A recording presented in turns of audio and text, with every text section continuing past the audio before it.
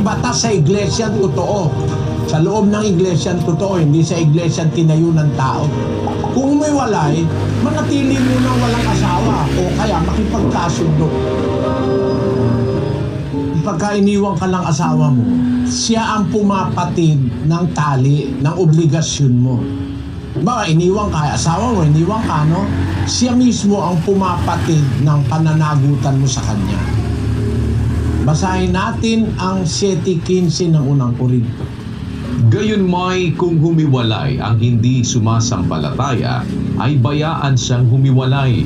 Ang kapatid na lalaki o kapatid na babae ay hindi natatali sa mga ganitong bagay, kundi sa kapayapaan kayo tinawag ng Diyos. Pagka ikaw ay hiniwalayan ng asawa mo, iniwanan ka na, napatid na yung tali, hindi ka na natatali, no? Ang kapatid na lalaki, yung sumasampalataya, o yung kapatid na babae na sumasampalataya, hiniwalayan siya ng asawa niya, hindi ka na nakatali, di ikaw ngayon malaya na. Siya ang umalis Ngayon, kung malaya ka na, pwede kang mag-start anew. Pero kung may pag-asa pa, huwag ka munang mag-aasawa. Pero kung yung asawa mo, hiniwalayan ka, tapos sumama na sa ibang lalaki, ay mahirap na yun, ano? Kasi merong provision ng Biblia ng reconciliation 7:11 ng unang Korinto. Datapwat kung siya'y humiwalay ay manatiling walang asawa o kaya'y makipagkasundo sa kanyang asawa at huwag hiwalayan ng lalaki ang kanyang asawa. Batas sa iglesia totoo. Sa loob ng iglesia totoo, hindi sa iglesia tinayo ng tao. Kung may walay, manatili munang walang asawa o kaya makipagkasundo. Merong time for reconciliation May provision ng Biblia na mag-reconcile ang mag-asawa. Tama naman yun. Kasi alam ko totoo yun Nararamdaman ng tao yun. Merong reconciliation Baka bumalik pa. Pero kung ano, nag-asawa na ng iba, wala nang balak bumalik sa'yo, libre ka na. Siya nga ang gumawa na maputol na yung relasyon nyo Hindi mo kasalanan yon. Kasi kung ikaw Kristiyano, hindi ka talaga hihiwalay sa asawa mo Pero kung yung hindi sumasampalataya, hindi naniniwala, siya na ang humiwalay, tapos nag-asawa na siya ng iba, kawawa ka naman. Meron ka ngayong pagkakataon kung wala ng tali, pinatid niya siya nagpatid Pwede okay lang kung magkaroon ka ng panibagong start. Pero mas okay kung makakatiis ka na wag ka na rin mag-asawa dahil baka na naman mapangalawahan yung pagkaturotot mo, no? Turotot ang tawag sa Tagalog dun naturotot ka na minsan, gusto mo bang maulit? Ngayon, kung talaga naman gusto mo pa rin mag-asawa, okay lang, kaya lang maging cautious ka na. Mag-ingat na tayo basta-basta kukuha ng babae.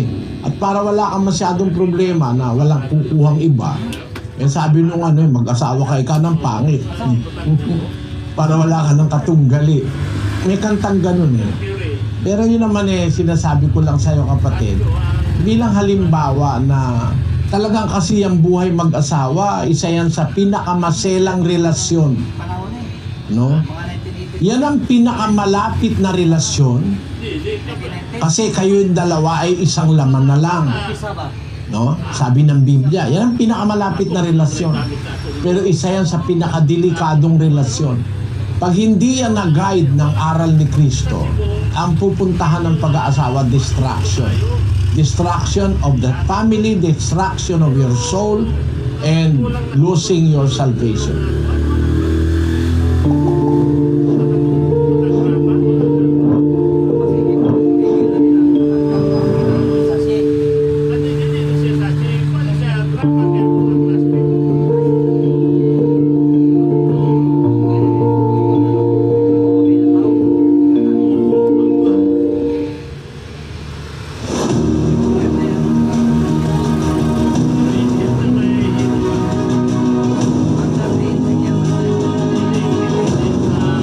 Tunay na pagmamahal, do not expect. Ang tunay na pagmamahal, hindi hinahanap ang kanyang sarili.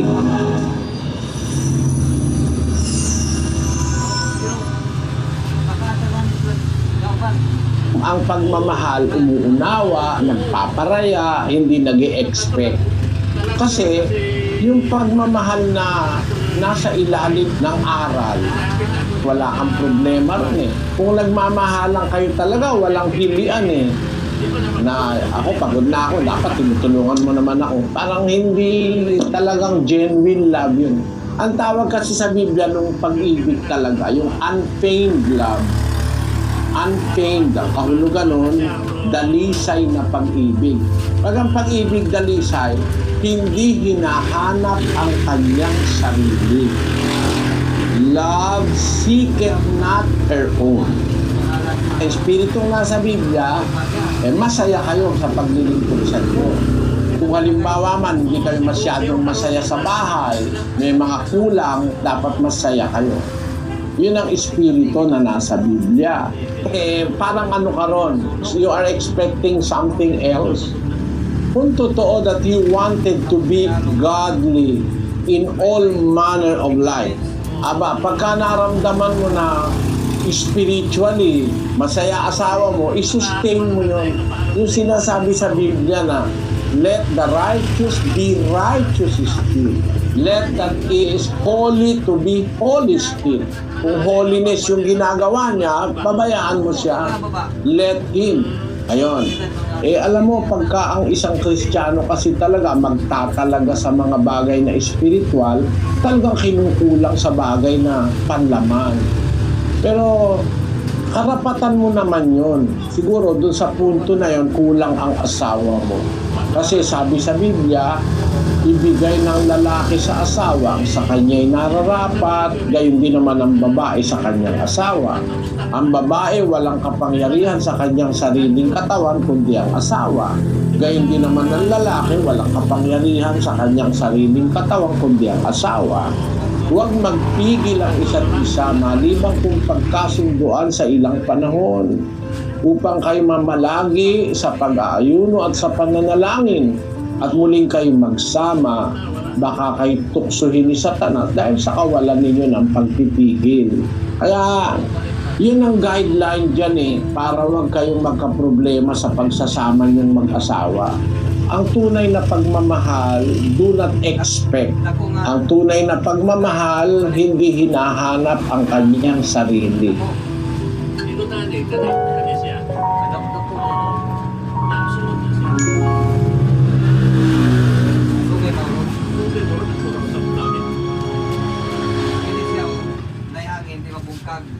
Adilig mo ng paglit na hangin.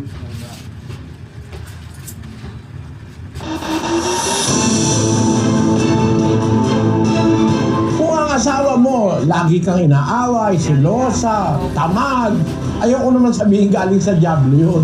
Kundi, ang masasabi ko yung sinabi ni Pablo. Sabi ng Biblia, ang mabait na asawa galing sa Panginoon. Ngayon, kung ang asawa mo, lagi kang inaaway, silosa, tamad, ayoko naman sabihin galing sa diablo yun. No? Kundi, ang masasabi ko yung sinabi ni Pablo. Basahin natin ang unang Korinto, Kapitulo 7. Salita po ng Diyos ito. Ang sabi ng Biblia, natatali ka ba sa iyong asawa? Huwag mong pagsikapang ikay makakalag. Ikaw bagay kalag sa asawa o wala kang asawa? Huwag kang humanap ng asawa. Maaari yung asawa mo, bunga ng paghahanap mo na hindi ka sinamahan ng Diyos. Kasi ikaw mismo, hindi ka sumusunod sa Diyos. Kasi kung ikaw sa Diyos muna, talagang naglilingkod ka sa Diyos bago ka nag-asawa, makakatiyak ka yung magiging asawa mo bigay ng Diyos. Baka bagamundo ka rin, naghanap ka ng asawa, maaari ka makatagpo.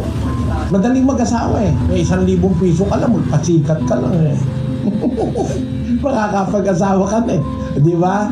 Pero kang 10,000, 20,000, lalo na kung milyon ang pera ko, tayo kang maa-apply na babae sa'yo. Maraming mga ano dyan Yun ang aking ikinalulungkot sa mga babae. Kasi karamihan sa babae parang umaasa na lang sa lalaki. Hindi ganun ang babae sa Biblia. Yun talagang mapangasawa mo, bigay ng Diyos. Ibang klaseng babae yun 31 Gs ng Kawikaan. Isang mabait na babae, sinong makakasumpong? Sapagkat ang kanyang halaga ay higit na makapupo kaysa mga rubi. Ang puso ng kanyang asawa ay tumitiwala sa kanya at siya'y hindi kukulangin ng pakinabang. Pakinabang pala itong asawang galing sa Diyos eh. Mabait na asawa, sino makakasumpong? Hindi mo masusumpungan yung bigay ng Diyos yon. Anong klaseng babae ito? Basahin natin ang 14. Siya'y parang mga sasakyang dagat na kalakal. Nagdadala siya ng kanyang pagkain mula sa malayo. Ito palang babaeng mabait na asawa. Para itong barko di komersyo. Alam niyo ba yung barko di komersyo? Dadaong sa pier. Bababa yung kanyang karga. Magkaarga ng iba. Lalakad na naman ulit. Punta na naman sa ibang pier. Di-deliver yun. Ganun ang barko di komersyo eh. Siya'y bumabangon naman samantalang gabi pa. Madilim pa, bumabangon na. May ibang babae, tirik na araw, naghihilig pa sa banig eh. Hindi ka pakipakinabang na babae, tamad. O tapos, ang sabi doon, bumabangon siya samantalang gabi pa. Nagbibigay ng pagkain sa kanyang sambahayan at ng kanilang gawain sa kanyang mga alilang babae. Minamasdan niya ang bukid, binibili. Sa pamamagitan ng kanyang kamay, nagtatanim ng ubasan. Biro mo magsasaka pa itong babae na to. Pag ito natagpuan mo, kahit na pilay ka, wala kang alalahanin.